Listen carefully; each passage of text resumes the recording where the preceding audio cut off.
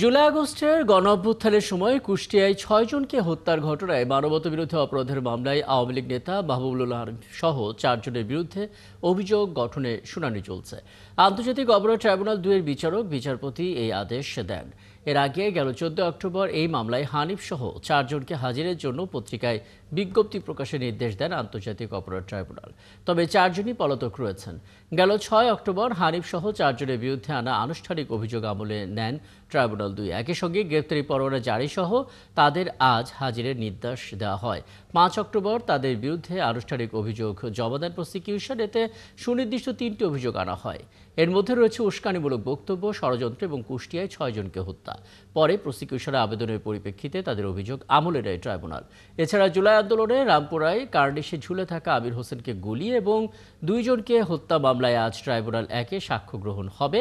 এই মামলায় আজ ২ জন সাক্ষী দেবেন। আমাদের সঙ্গে এ বিষয়ে আরও আপডেট নিয়ে যুক্ত হচ্ছেন সহকর্মী সৈকত সাদিক। সৈকত সাদিক, কয়েকটি বিষয় একবারে জেনে নিতে চাই। মাহবুবুল আলম হানিফ সহ ৪ জনের বিরুদ্ধে যে অভিযোগ গঠনের শুনানি চলছে, সেই ৪ জন মূলত কারা একটু জানাবেন, এবং তারা যেহেতু পলাতক রয়েছে সেই হিসেবে বিজ্ঞাপন দেওয়ার কথাও বলা হচ্ছে, সেই হিসেবে প্রসিকিউশনের পক্ষ থেকে কি জানানো হলো সেটাও একটু বলবেন। এবং ট্রাইব্যুনাল ১ এ আরেকটি সাক্ষ্য গ্রহণের কার্যক্রম চলছে আমরা যতটুকু জানি, রামপুরের কার্নিশে ঝুলে থাকা আমির হোসেনকে গুলি এবং ২ জনকে হত্যা মামলার একটু আপডেট জানাবেন। আসলে রাকিব, আজকে ২টি মামলার কার্যক্রম শুরু হয়েছে ১১টার পরে। আমি শুরুতেই যদি ট্রাইব্যুনাল ২ এ যাই, যার চেয়ারম্যান বিচারপতি নজরুল ইসলাম চৌধুরী, সেখানে আজকে চিফ প্রসিকিউটর তাজুল ইসলাম তিনি এই কুষ্টিয়ার যে মামলাটি, সেখানে যে জুলাই অভ্যুত্থানে ৬ জনকে হত্যা এবং সেখানে মাহবুবুল আলম হানিফ, যিনি এখন পলাতক রয়েছেন, আওয়ামী লীগের কেন্দ্রীয় নেতা, তিনি যে উস্কানিমূলক বক্তব্য দিয়েছিলেন জুলাই আন্দোলন চলাকালে, তিনি যখন আওয়ামী লীগের কেন্দ্রীয় কার্যালয় ধানমন্ডির ৩ রেতে যখন ওবায়দুল কাদের সংবাদ সম্মেলন করতেন,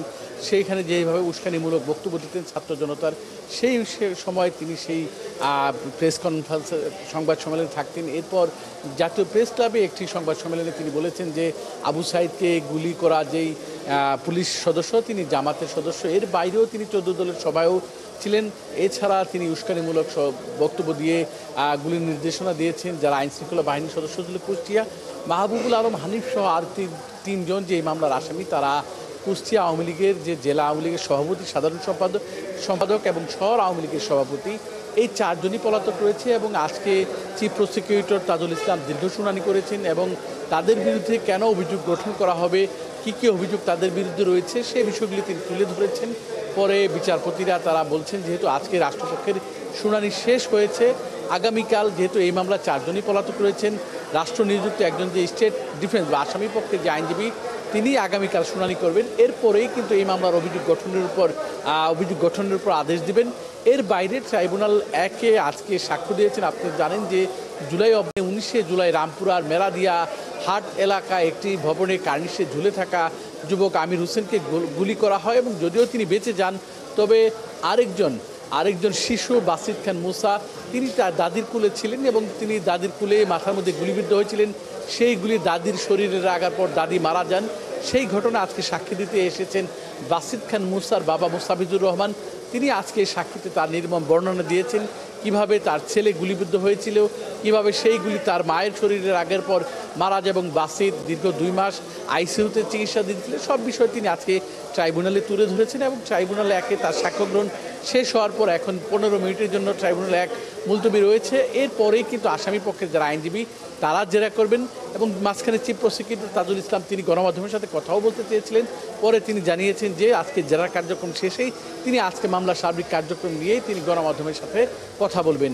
তো রাকিব, এখন পর্যন্ত আমার কাছে ট্রাইব্যুনাল ১ এবং ট্রাইব্যুনাল ২ এর এই হচ্ছে সর্বশেষ তথ্য। অনেক ধন্যবাদ সৈকত সাদিক, আমাদের সঙ্গে আন্তর্জাতিক অপরাধ ট্রাইব্যুনাল থেকে যুক্ত হয়েছিলেন।